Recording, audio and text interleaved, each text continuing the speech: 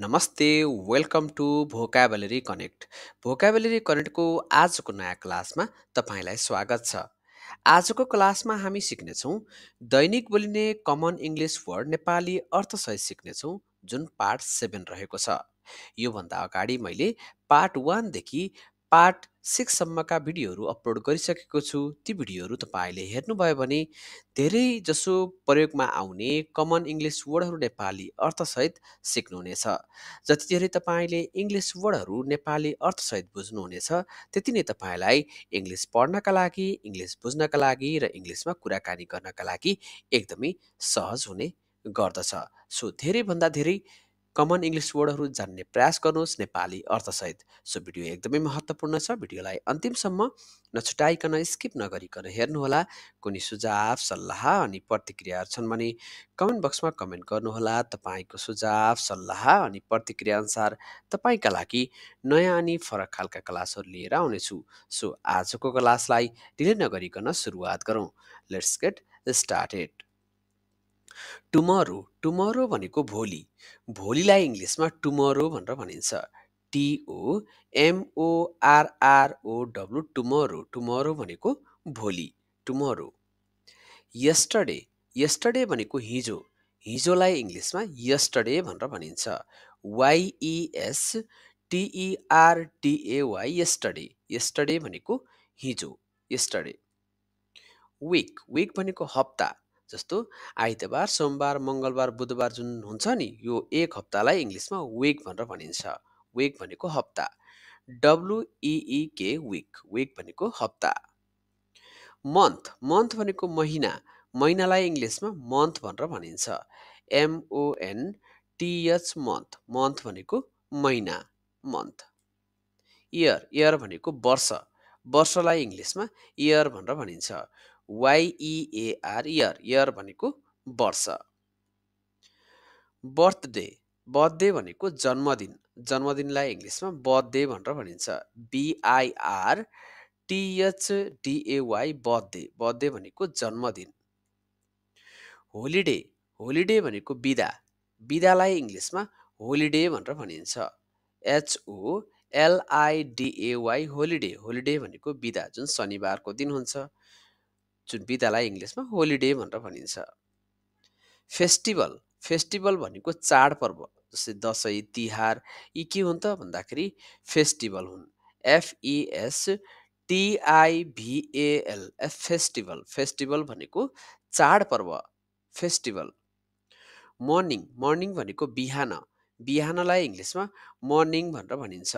MORNING, morning, morning भनेको बिहान। Night, night भनेको रात। रातलाई इङ्ग्लिसमा नाइट भनेर भनिन्छ। NIGHT, नाइट, नाइट भनेको रात, नाइट। फ्यामिली, फ्यामिली भनेको परिवार। परिवारलाई इङ्ग्लिसमा फ्यामिली भनेर भनिन्छ। FAMILY, फ्यामिली, फ्यामिली भनेको परिवार, फ्यामिली। फादर, फादर भनेको बुवा। बुवालाई इङ्ग्लिसमा फादर भनेर भनिन्छ। FATHER, फादर, फादर भनेको बुवा, फादर। मदर, मदर भनेको आमा। आमालाई इङ्ग्लिसमा मदर भनेर भनिन्छ। MOTHER, मदर, मदर भनेको आमा, मदर। ब्रदर, ब्रदर भनेको दाइ अथवा भाइ। दाइ अथवा भाइलाई इङ्ग्लिसमा ब्रदर भनेर भनिन्छ। BROTHER, ब्रदर, ब्रदर भनेको दाइ अथवा भाइ, ब्रदर। सिस्टर, सिस्टर भनेको दिदी अथवा बहिनी। दिदी अथवा बहिनीलाई इङ्ग्लिसमा सिस्टर भनेर भनिन्छ।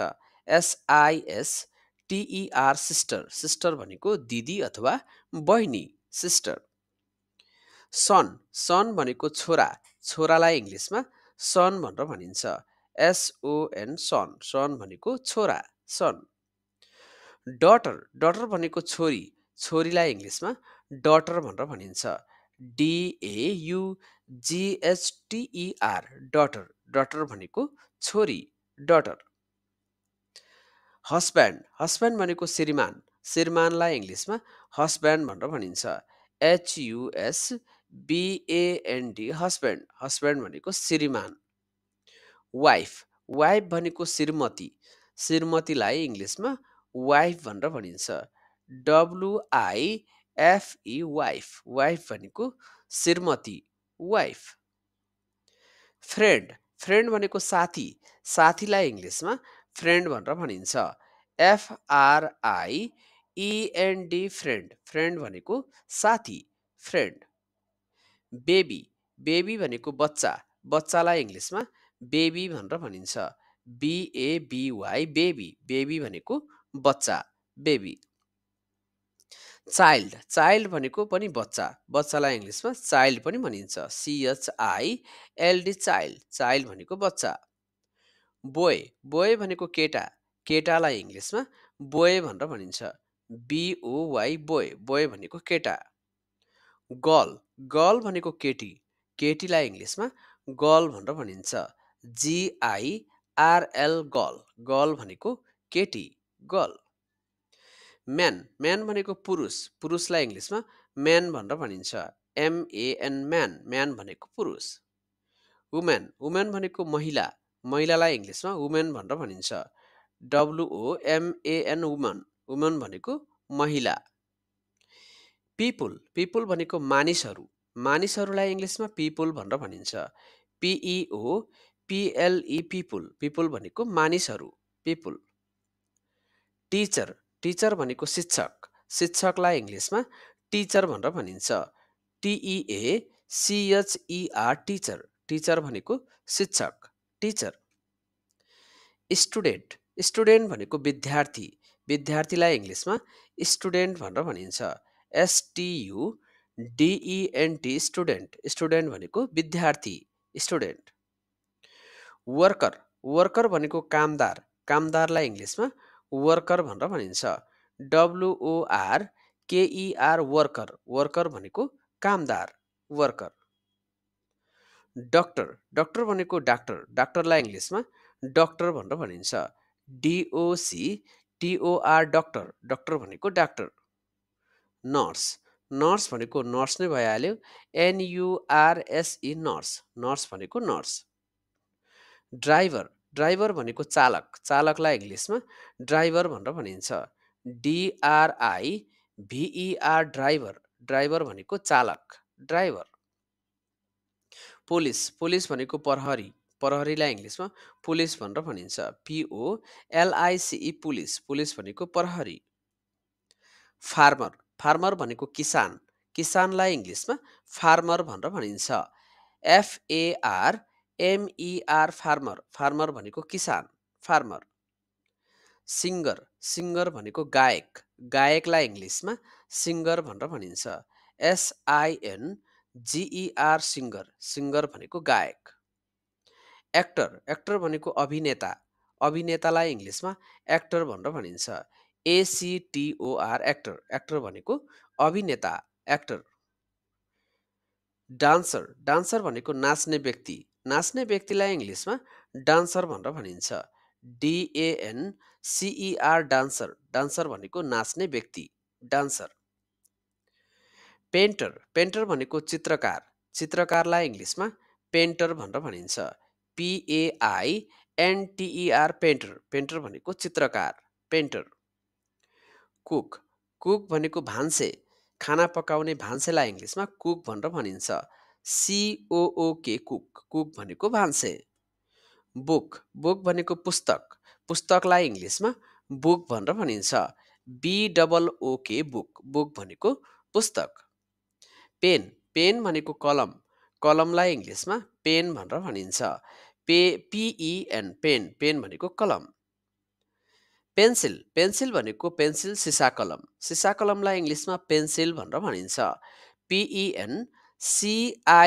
पेन्सिल पेन्सिल भनेको सिसा कलम पेपर पेपर भनेको कागज कागजलाई इङ्ग्लिसमा पेपर भनेर भनिन्छ PAPER पेपर पेपर भनेको कागज ब्याग ब्याग भनेको झोला झोलालाई इङ्ग्लिसमा ब्याग भनेर भनिन्छ BAG ब्याग ब्याग भनेको झोला ब्याग बोर्ड बोर्ड भनेको लेख्ने पाटी बोर्ड BOARD बोर्ड बोर्ड भनेको बोर्ड इरेजर इरेजर भनेको रबर जुन मेटाउनका लागि प्रयोग गरिन्छ। Eraser E R A S E R eraser. Ruler ruler भनेको मापदण्ड अथवा स्केल। मापदण्ड अथवा स्केललाई इङ्ग्लिसमा रुलर भनेर भनिन्छ। R U L E R ruler. नोटबुक नोटबुक भनेको copy. N O T E B O O K notebook notebook भनेको नोटबुक कपी। मार्कर मार्करलाई इङ्ग्लिसमा मार्कर नै भनिन्छ। एमएआरकेइआर मार्कर जुन पेन मार्कर पेन जुन बोर्डमा लेख्नलाई प्रयोग गरिन्छ। सो मार्कर भनेको मार्कर पेन। M A R K E R marker.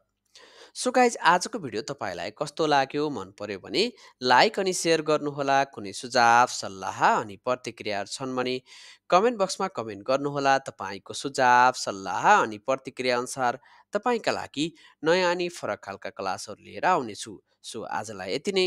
अब हामी अर्को पार्टमा भेट्नेछौँ।